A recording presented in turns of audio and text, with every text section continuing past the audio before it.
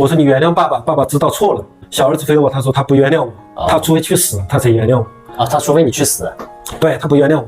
大家好，我是王秋库啊，又来找四川老刘拍视频了啊。这次呢是到他金华的出租屋这边啊。辛苦了，谢谢老哥，谢谢老哥。那么老哥，你也说去年的时候你们是正式离婚了，然后你呢是带着自闭症的大儿子，你老婆呢是带着重度抑郁症的小儿子。那么老哥，上次视频也讲到了，你好像曾经被你老婆和你小儿子家暴啊。离婚是去年，但是关系呢一直都不好，一直都不好。因为你那个时候也说你和你前妻实际上是没认识多久，就因为前妻长得好看，你那个时候呢也有点钱，就这样草草的就一见钟情在一起了。实际上婚后是长达20年的婚姻大战。对，虽然说我现在的笑，实际上心里是在苦啊。我这个确实也是比较奇葩的，就第一次呢见面，第二次就领执照了，就是相互没有了解的情况下，就很多的矛盾，特别是后面我的资金状况出问题以后，矛盾就更大了。特别比较厉害的是17年那次，我期货输了1000多万以后呢，他把我的电脑砸掉了，从此以后基本上我只要一输钱，他就会砸我电脑。你还什么输钱的？赌博什么的？赌博也是有一点比较重要的。我记得有一次是21年的时候，他把我的床都给我旋掉了。他从另外一个房间一直追着我打。因为我想作为男人让他一点不要紧，他又是拳打又是脚踢，把我的衣服也扔掉了，包括之前的一些奢侈品牌的全都给我扔掉了。全给你扔掉了？全扔掉了。从那以后我就搬出去住了。那么你小儿子是怎么家暴你的？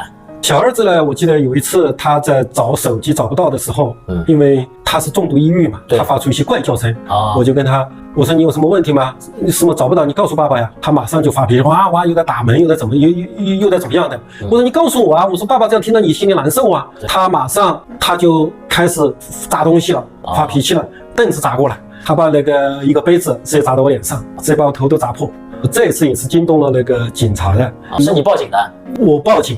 最后警察来了过后呢，警察也说了，他是未成年人，这是你做父亲的责任，这个是你的错。那我想问一下，你和你小儿子平时关系怎么样呢？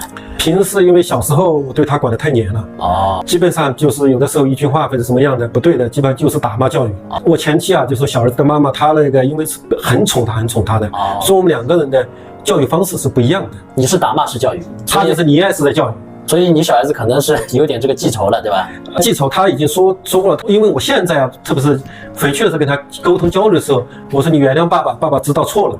小儿子回我，他说他不原谅我，他除非去死，他才原谅我。他除非你去死。对，他不原谅我。那我个人认为，像你老婆还有你小儿子对你的这些家暴的问题啊，那我觉得好像还是你的原因大一点啊。一个是你期货输掉那么多钱，有时候也赌博，包括你对小儿子的教育有问题，造成了母子两个人对你的一些看法。现在我认识到，我认真复盘一下，这个确实是我的问题。因为前期他认为我不爱他，这是第一个；第二个，家里的钱败掉了呀。对，因为这个没有经过他的允许啊。他为什么认为你不爱他呢？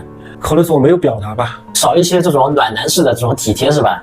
那么老哥，你也说去年的时候你们是正式离婚了，等于是分开了。对，这就是说我们说好嘛，就是我跟小儿子没办法相处嘛，所以我大的我对他的就是照顾的比较多一点，所以我就跟前妻商量着，我带大的，他带小的。上期视频我们也知道了，你和你自闭症大儿子现在等于是靠着1000多块钱的低保，在这个出租屋里生活。你等于是24小时都要照看他的，你也没办法去工作。对，政府呢，他知道我这个情况呢，他把我的低保呢调高到1480。对，这是一个。第二个呢，就是说跟我申请了一个临时的救助，这是第二个。第三个呢，他就是说政府愿意的免费的帮我照顾我这个孩子，让我自己去自力更生，自食其力。但是我最后我跟那个陈所长还有那个社区的领导，我就说了，这个是不可能的。我说我跟他死，我要跟他死在一起，是这样的。那么政府是怎么帮你免费照顾儿子呢？他应该是去送去福利院或者是精神病院这样的。对，那不是挺好的吗？你可以有时间去赚钱了呀，你也可以去看你儿子呀，到时候。这个我放心不下。我说过，我死要跟他死在一起，哪怕我活到110，他80岁了，我也可以放心去死，是这样。所以我是很坚定的，就是我在，我儿子在，是这么个情况啊。那你作为一个父亲来说，还是蛮尽责任的啊。这个既然他叫我一声爸爸，那我肯定是要这样。